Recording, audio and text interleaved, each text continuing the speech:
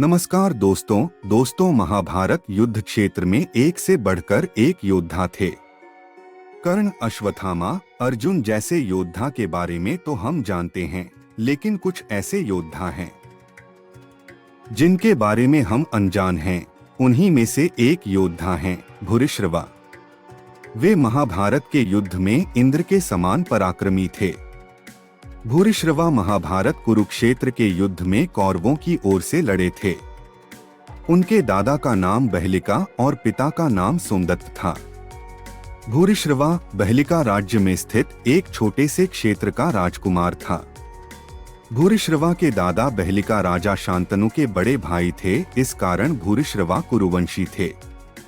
ऐसा भी कहा जाता है कि देवकी के स्वयंवर के समय सोमदत्त की राजकुमार सिनी से लड़ाई हुई थी। अपने मित्र वसुदेव की ओर से लड़ते हुए सिनी ने देवकी का स्वयंवर में से अपहरण कर लिया था। इस घटना ने दो राजवंशों के बीच शत्रुता को जन्म दे दिया था। भूरिश्रवा ने अपने भाई शल के साथ मिलकर कई योद्धाओं के साथ युद्ध किया था। शल का वध सहदेव के पुत्र श्रुतकर्मण ने किया था। ऐसा भी कहा जाता है कि महाभारत के युद्ध में भूरिश्रवा अपने दादा और पिता के साथ भाग लिया था। वे कौरव सेना के 11 सेनापतियों में से एक थे। भूरिश्रवा के रथ में यूप का चिन्ह बना था। उनका ध्वज सूर्य के समान प्रकाशित होता था और उसमें चंद्रमा का चिन्ह भी दृष्टिगोचर होता था। महाभारत युद्ध के संभवत 13वें या 14वें दिन सात्यकी ने कौरवों के अनेक उच्च कोटि के योद्धाओं को मार डाला, जिनमें से प्रमुख जलसंधि, त्रिगर्तों की गजसेना, सुदर्शन, म्लेच्छों की सेना, कर्णपुत्र प्रसन आदि थे।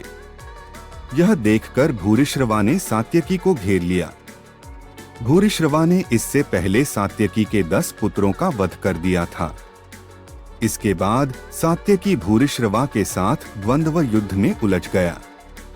पहले उनमें धनुर्युद्ध हुआ, फिर गदा युद्ध हुआ और अंत में तलवार युद्ध हुआ।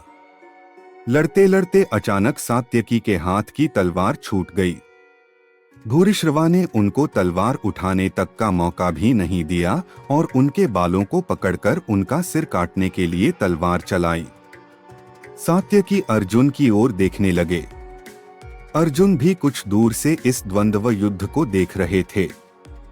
जब उन्हें सात्यकी के प्राण खतरे में लगे तो उन्होंने शीघ्रता से एक बाण इस प्रकार छोड़ा कि भूरिश्रवा का तलवार वाला हाथ कोहनी के पास से कटकर गिर गया। इस तरह सात्यकी की जान बच गई। हालांकि यह घटना युद्ध के नियम के विरुद्ध थी। भूरिश्रवा अर्जुन के इस हस्तक्षेप से बहुत नाराज हुआ।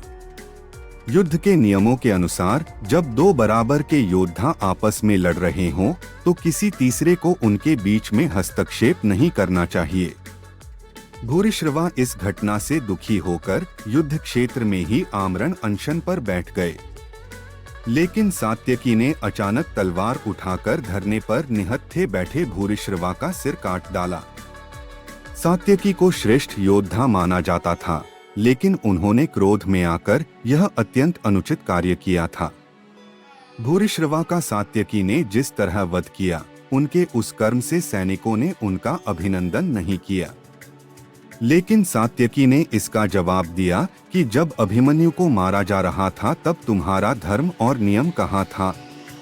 महाभारत युद्ध के बाद यदुवंशियों की एक सभा में किसी बात को लेकर कृतवर्मा को बड़ा क्रोध आया और उन्होंने एक हाथ उठाकर सात्यकी का तिरस्कार करते हुए कहा। भूरिश्रवा की बाह कट गई थी और वे मरणांत उपवास का निर्णय कर युद्ध भूमि में बैठ गए थे। उस अवस्था में भी तुमने वीर कहलाकर भी उनकी नृशंसतापूर्वक हत्या क्यों कर दी थी?